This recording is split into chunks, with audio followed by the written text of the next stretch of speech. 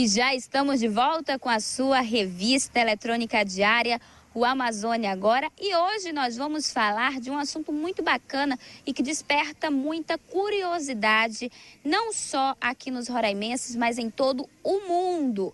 São os cavalos lavradeiros. Sobre este assunto, eu vou conversar aqui com o Luciano, ele que é mais conhecido como Lula, muito conhecido aqui no estado. E também vou conversar com o Luiz, ele que também teve essa iniciativa aí de documentar todo esse processo da vivência desses cavalos. Você está curioso? Nunca ouviu falar dos cavalos lavradeiros? Calma, que é sobre isso que nós vamos conversar agora. Lula, boa tarde, Luiz. Sejam muito bem-vindos ao Amazonsat. Eu vou começar conversando aqui com o Lula. Lula, explica, o que são os cavalos lavradeiros? Os lavradeiros, eles são animais, são cavalos que foram introduzidos aqui há uma faixa de 200 anos atrás, né? E aí o militar português introduziu o cavalo. E o cavalo, como aqui não havia cerca, tu imagina essa dimensão toda, esses animais foram vivendo livres. Depois foi a colonização, né? Chegando o colono, o colonizador, junto com as tribos que aqui já viviam, e esses cavalos foram tendo o trato, né? Foram pegar um aqui, pega outro ali, e criou-se as fazendas. Depois veio a fazenda Boa Vista, que é onde surgiu Boa Vista, e esses animais sempre com muito campo para andar.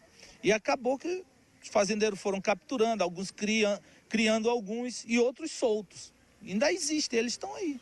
Então quer dizer que os cavalos lavradeiros são os cavalos que foram introduzidos aqui no estado de Roraima e hoje estão como estado selvagem, é isso mesmo? Eles estão completamente vivendo de uma forma diferenciada, são selvagens. Eles se tornaram selvagens no momento em que passaram a viver num ambiente, vamos dizer assim, estranho ao cavalo, né? Porque o cavalo, ele sempre teve sempre foi muito próximo ao ser humano, né? E no momento que eles foram, vamos dizer, abandonados, eles passaram o processo de seleção natural começou a acontecer com os cavalos. E assim eles foram se desenvolvendo lavrado e foram sobrevivendo aquelas situações, né, de pouca comida, escassez de água. E assim se tornou o cavalo lavradeiro. E hoje eles estão soltos aí pelo lavrado do estado de Roraima.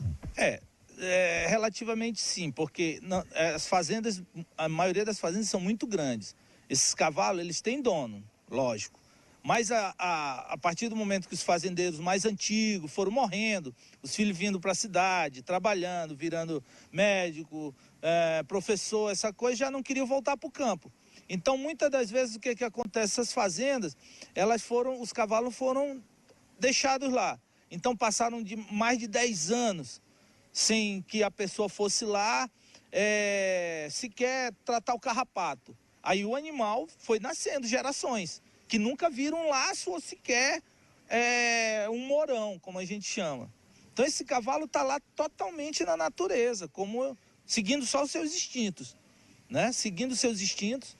E dentro do estado todo, nós temos essa grande área. Então são em alguns pontos, né, do estado, que é onde esse cavalo se encontra, nesse estado. Não que esses cavalos, não tem dono, né, do lavrado. Não, esses cavalos eles têm dono, né, os fazendeiros e tal, só que as fazendas muito grandes, né, ainda há um espaço de terra muito grande no nosso estado. O próprio município aqui é relativamente pequeno em relação, nós somos o estado menos populoso do Brasil, né, Roraima. Então esses cavalos, eles estão ali naquela vida totalmente selvagem, porque ninguém vai lá dar comida para eles, eles se alimentam. E como o lavrado ele é uma região totalmente plana, com vários lugares que a gente chama de baixas, é onde são as nascentes dos igarapés.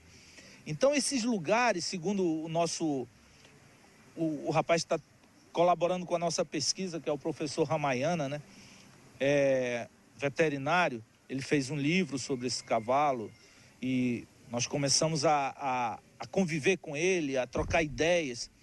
Esses cavalos, eles sobrevivem nessas baixas, em regiões onde ele tem a sua alimentação mais rica, naquele lugar, naquele determinado lugar onde a água traz os restos orgânicos e acumula ali, a vegetação é melhor.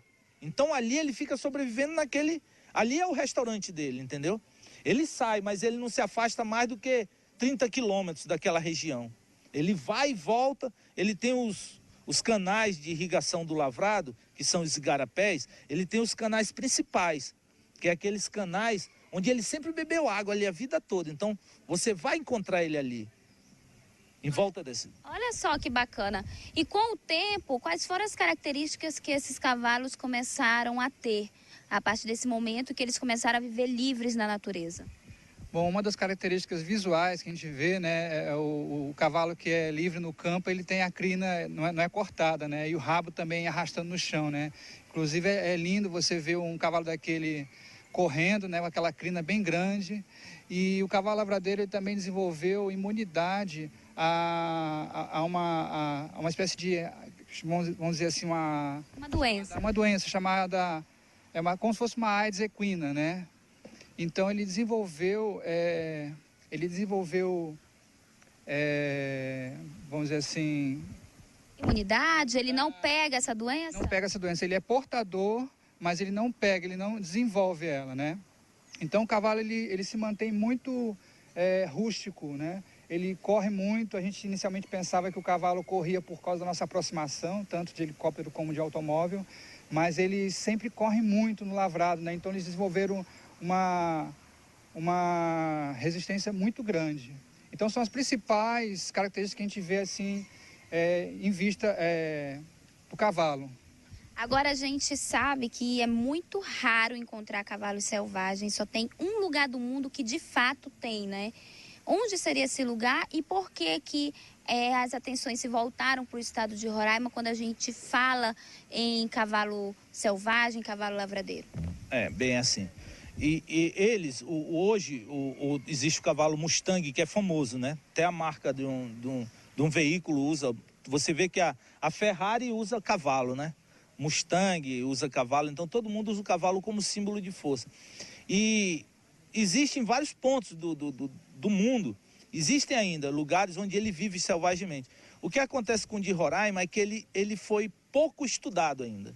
Então esse estudo ainda está sendo mais aprofundado, para que coloque ele dentro de um mosaico. Quando colocar ele dentro de um mosaico genético, vai dizer a posição dele em relação, porque assim como nós seres humanos, nós temos um pouco do afro, nós temos um pouco do asiático, nós temos um pouco do Cáucaso, né? Mas aí o que define é a região onde nós vivemos, por quanto tempo, mais ou menos isso é o que vai ser feito com o lavradeiro. Porque com os outros, a maioria já foi feito. Do Pantanal, o pantaneiro, o pampeiro. Mas o lavradeiro ainda está passando esse processo, né? Então, antes que ele desapareça totalmente, que eu acho que vai ser um pouco impossível, né? Tem pessoas que não acreditam, né? Tem pessoas que não acreditam que... Até moram aqui em Roraima e não acreditam que o lavradeiro existe. Então, a gente também vai até desmistificar, mostrar para você que ele existe, que vai ficar por aí por muito tempo ainda. Então é isso que torna ele único. A falta de estudo que tem sobre ele, esse estudo genético, né? A questão genética, para identificar mesmo em que posição ele fica dentro do mosaico. Esse aqui é lavradeiro, tu entendeu? Aí você vai dizer, esse aqui é lavradeiro, esse é de Roraima. Esse nasceu, esse se adaptou, porque são raças adaptadas. Okay, olha aí, viu, gente? E tudo isso despertou o interesse nesses rapazes que vão fazer um documentário sobre o assunto, e é sobre isso que nós vamos conversar já no próximo bloco.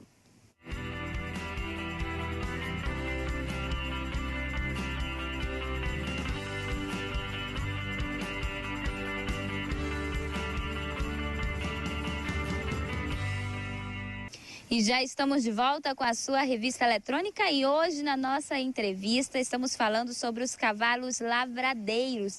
Eles que são conhecidos em todo o mundo como os cavalos selvagens do estado de Roraima.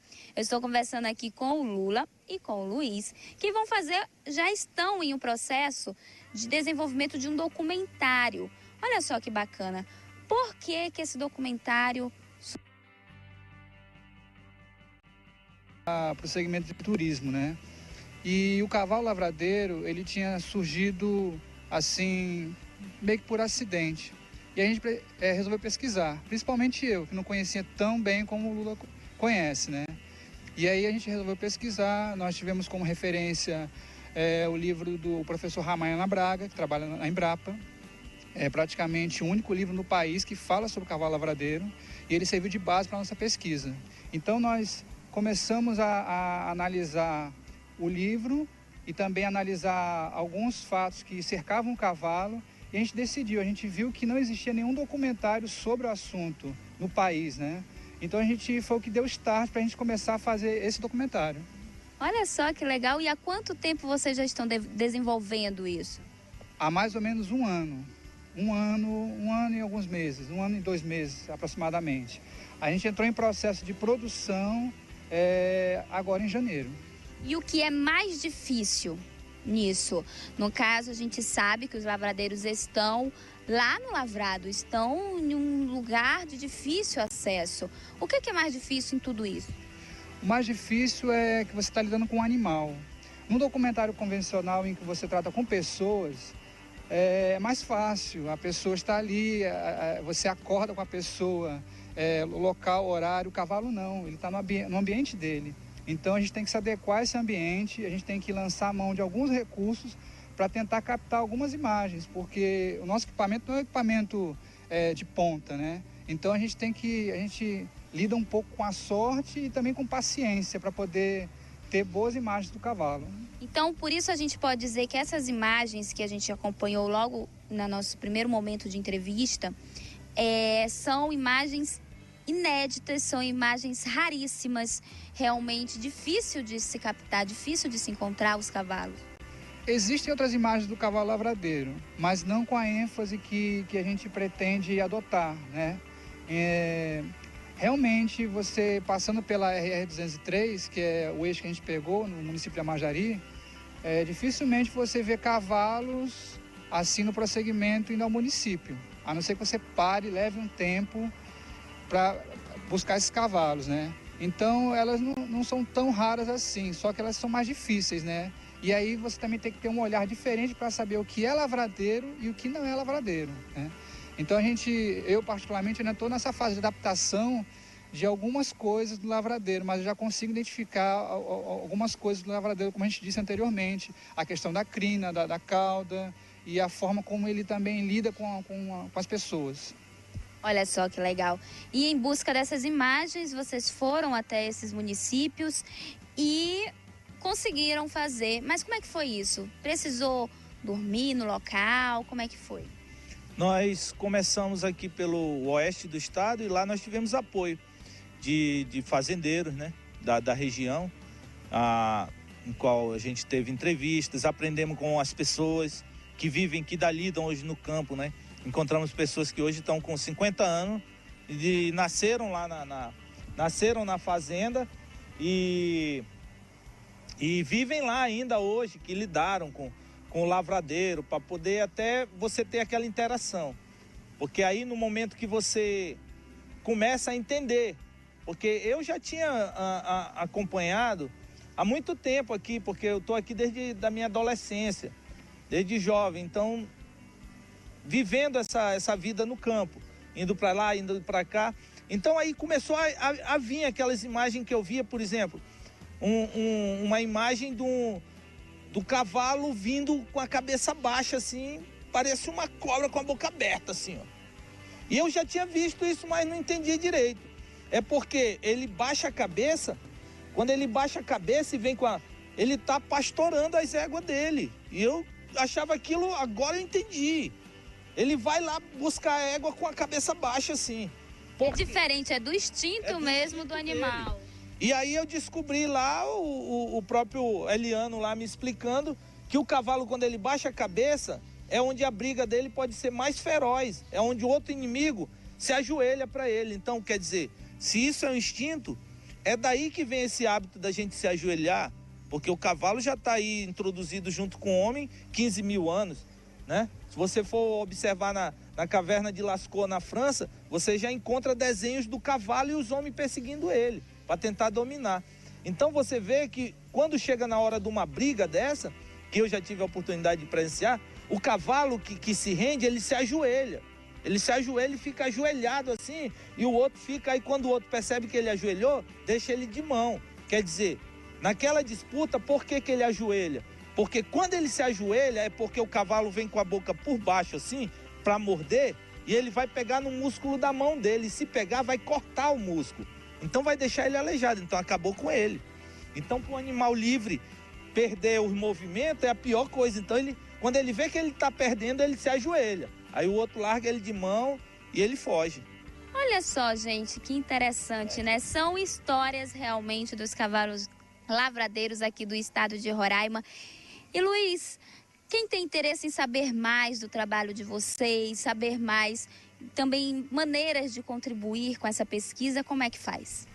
Nós temos 2 canais. Nós temos o site lavradeiro.tk e no Facebook, facebook.com/lavradeiro. Nós estamos na fase de produção, como a gente disse, né? E a gente precisa de apoiadores para outras jornadas, né? Porque a expedição que nós criamos, a Expedição Lavradeiro, ela não terminou, né? Ainda tem algumas fases, né? Nós pretendemos voltar ao município de Amajari e outros municípios de Lavrado para buscar novas imagens do lavradeiro, assim como novos depoimentos também de fazendeiros e peões. Então, nós ainda estamos em processo de captação de recursos para essas expedições e para demais demandas do documentário. Ok. Muito obrigada. Obrigada pela entrevista. Voltem sempre aqui no Amazônia Agora. Obrigado você e obrigado pela Amazônia Revista pela oportunidade. Ok.